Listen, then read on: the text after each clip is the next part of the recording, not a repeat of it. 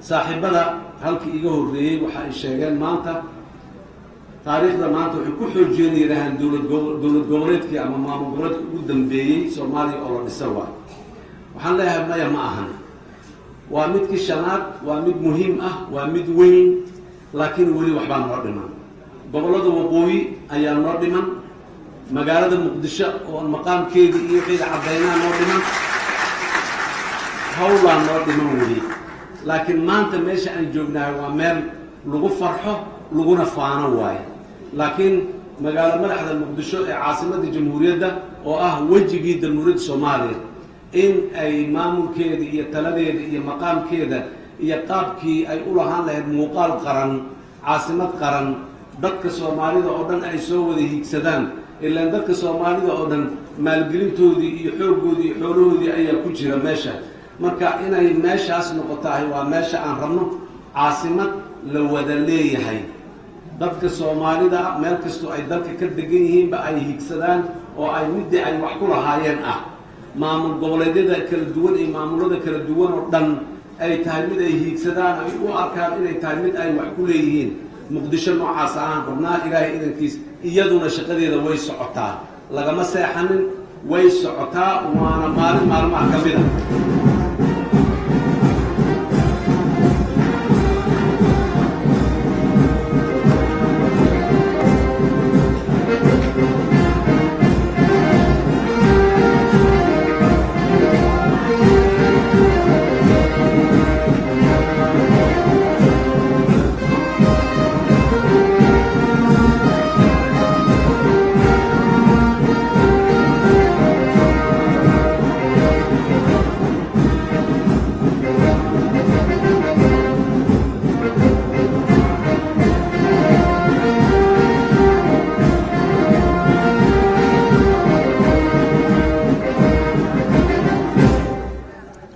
Muqdishada maalmaha ka mid ah oo aan aad u fogeyn hadii aan la yiraahdo sidaan oo kale ayaan ayadana isaga iman doonaa oo aan ugu dabaaldegi doonaa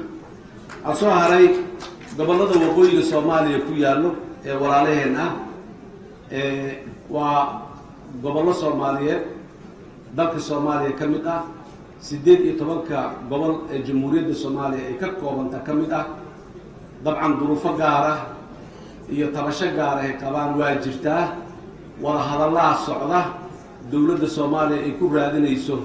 walaalaha gobolada degan oo dhan waxa ay tabanayaan in laga daaweeyo oo laga qanciyo si aan mar kale ugu naaloono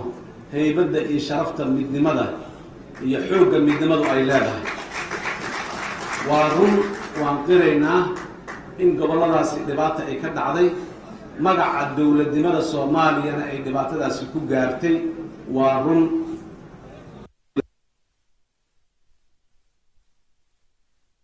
gaarsiisay laakiin waa loo sii kala darnaa goboladaas dadka Soomaaliyeed degan magaalooyinka ku yaala sida ay u taabatay dhibaatadii dawladda beriga way ka duwan tahay qaybo badan oo Soomaaliya kamid ah sida ay u taabatay